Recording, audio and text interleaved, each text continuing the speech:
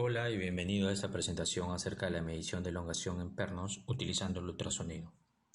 Mi nombre es Juan Villanueva, ingeniero mecánico electricista de profesión y analista de vibraciones categoría 3 según ISO 18436. Partamos por el hecho de la necesidad que tenemos en la industria de medir el esfuerzo de un perno bajo tensión al momento de ser torqueado y además de saber cómo se comportará luego de cierto tiempo en operación, lo que llamamos comúnmente la tendencia de ese parámetro. Pues bien, actualmente ya disponemos de equipos en el mercado que nos permitan realizar este tipo de mediciones, el cual será lograda mediante una técnica de ensayos no destructivos llamada ultrasonido, utilizando un equipo para tal fin, el cual envía ondas de señal ultrasónica a través del largo del perno y midiendo de manera precisa el cambio de longitud entre un perno sin carga y con carga, calculando de esta manera la elongación y por ende el esfuerzo físico en tiempo real. Acompáñame a ver los siguientes minutos para explicarte un poco acerca del tema y aclarar algunas dudas al respecto. Recuerda que este video solamente es de manera general y no busca capacitar o certificar al personal en su uso, ya que esto requeriría de mayor tiempo y práctica en el tema.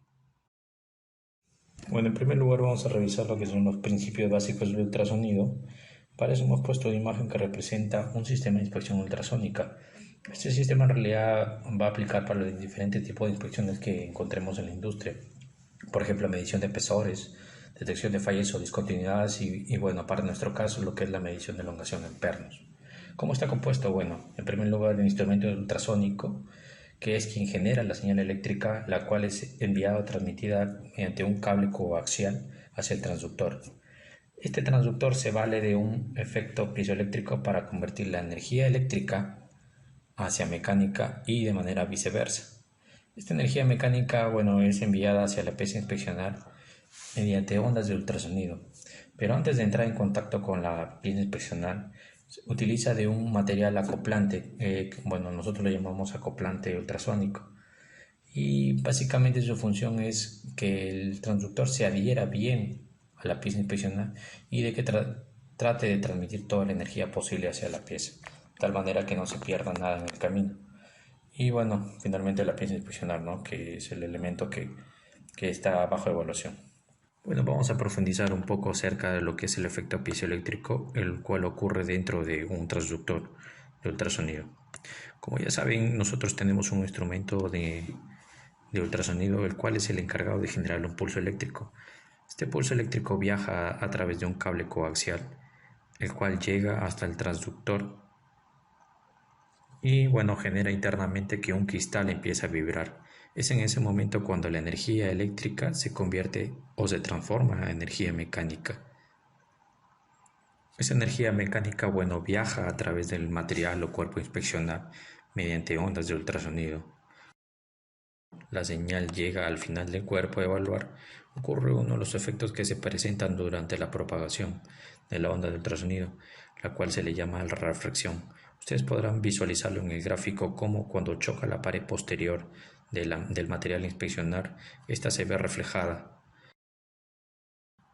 Este fenómeno siempre va a ocurrir cuando se encuentre un cambio de material o interfaz acústica. Finalmente, la señal de ultrasonido retorna en dirección al transductor y genera nuevamente que el cristal empiece a vibrar, generando de esta manera un diferencial de potencial y por ende nuevamente ocurre la transformación de energía mecánica a energía eléctrica, la cual esta señal viajará a través del cable y se dirigirá hacia el equipo, el cual tomará esa señal eléctrica para ser medida y evaluada a posterior. Bueno, tomando como referencia la explicación anterior, vamos a llegar a la conclusión de que un equipo de ultrasonido lo que mide en sí es tiempo. ¿Pero qué tiempo? Bueno, es el tiempo de viaje de la señal dentro del cuerpo o pieza a inspeccionar. Pero nosotros, ¿cómo podemos encontrar entonces las longitudes, distancias o elongación, que básicamente es una longitud en sí? Bueno, nosotros mediante un procedimiento o tablas ya de referencia que podemos encontrar, podemos ingresar un parámetro importante que es la velocidad. Cuando nosotros ingresemos ya la velocidad del material, corresponde a la velocidad ultrasónica, podemos ya calcular lo que es la distancia. Nosotros a continuación vamos a mostrar una fórmula sencilla que en realidad es teórica nada más porque de trasfondo requiere de todo un procedimiento para calcularla, pero de manera teórica podemos decir que la distancia equivale al tiempo por la velocidad entre dos. ¿Por qué entre dos? Porque básicamente la señal va y viene. Entonces estamos duplicando el trayecto. Entonces por eso es que se calcula entre dos.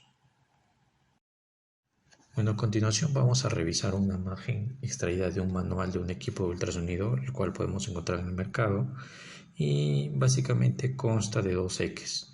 El eje X, que representa la distancia o longitud recorrida por la onda de ultrasonido, y el eje Y, que representa la cantidad de energía reflejada que retorna el equipo al entrar en contacto con la pieza. Ahora bien, en la parte inferior podrán ver que van a encontrar como dato la velocidad ultrasónica del material que estamos inspeccionando. Ahora, vamos a mostrar dos imágenes. La imagen de la izquierda, que representa una pieza inspeccionada, y la parte derecha es la interpretación de esa pieza inspeccionada. Como podrán ver en la imagen ultrasónica, el pico inicial que aparece corresponde a la energía que choca al contacto del transductor con el material. Como ahí existe un cambio de material, existe una interfaz acústica, por ende existe el fenómeno de reflexión y existe el rebote de la energía. Esa energía ingresa inmediatamente al equipo y es medida por el equipo ultrasonido, el cual lo podemos visualizar ahí con el pulso inicial.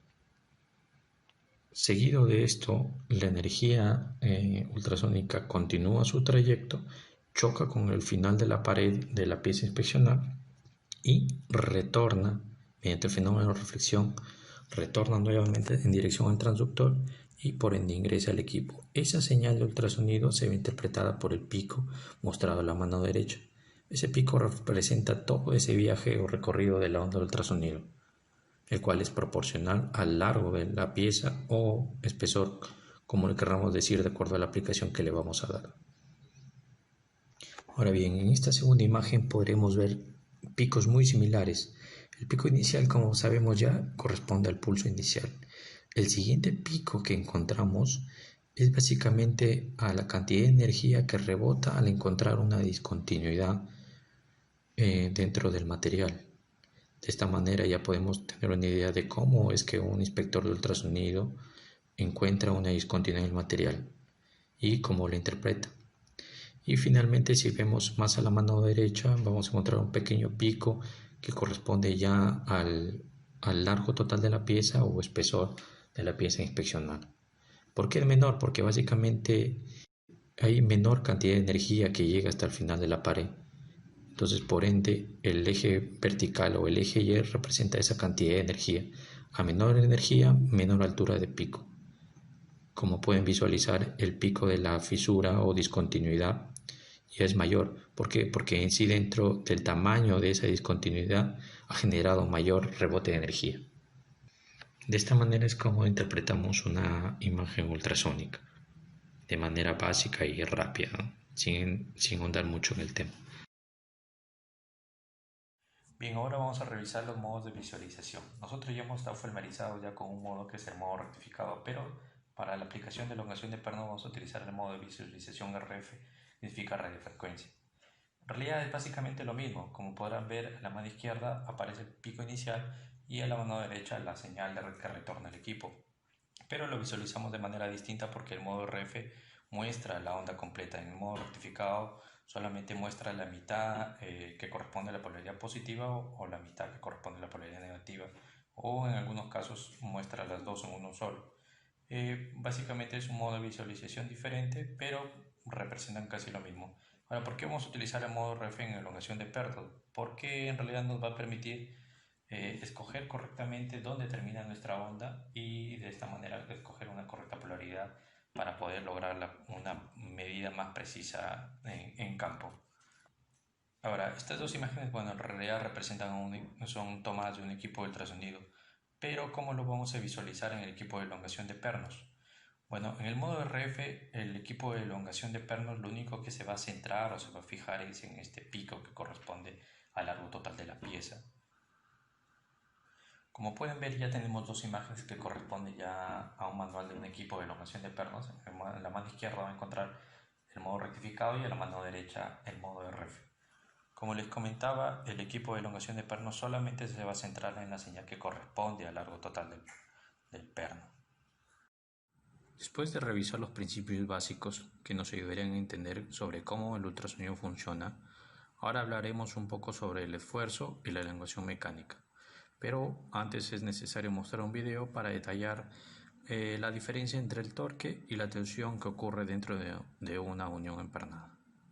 El torque bueno es la cantidad de esfuerzo necesario para hacer girar una tuerca sobre un perno, y la tensión es la elongación o estiramiento del perno que produce la fuerza de sujeción en el acero. Ahora bien, dicho todo esto, la tensión produce dentro del perno un esfuerzo interno, el cual se puede calcular dividiendo dicha tensión o carga entre el área de la sección transversal del perno. Y si revisamos la gráfica que relaciona el esfuerzo y elongación, esta relación será mantenida hasta un punto llamado el límite elástico, donde si se retira la carga, el perno recuperará de nuevo su forma original. Posterior a este punto, iniciará ya un comportamiento plástico, y por supuesto esto no es lo que se desea o se requiere para nuestras aplicaciones en la industria. Normalmente podremos encontrar los valores de elongación que se requieren en los manuales de fabricantes, de las aplicaciones que soliciten su medición. Estos valores, asegurarán un correcto ajuste y por supuesto todo estará dentro de los límites elásticos del material que esté fabricado el perno. Recordar que con ultrasonido mediremos la elongación, la cual representará el esfuerzo y la fuerza de sujeción aplicada en la unión empernada. A continuación mostraremos un video donde aplicaremos todo lo mencionado, explicando los pasos a seguir durante la medición.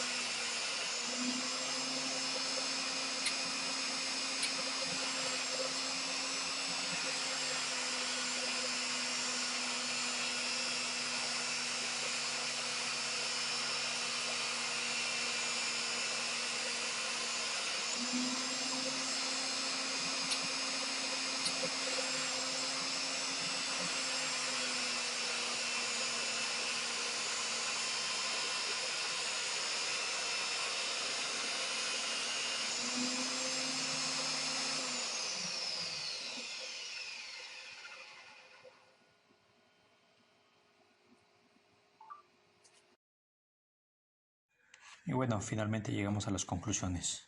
Hemos logrado realizar la medición de la elongación tomando como referencia la longitud del perno sin carga y posteriormente con carga, utilizando la técnica del ultrasonido.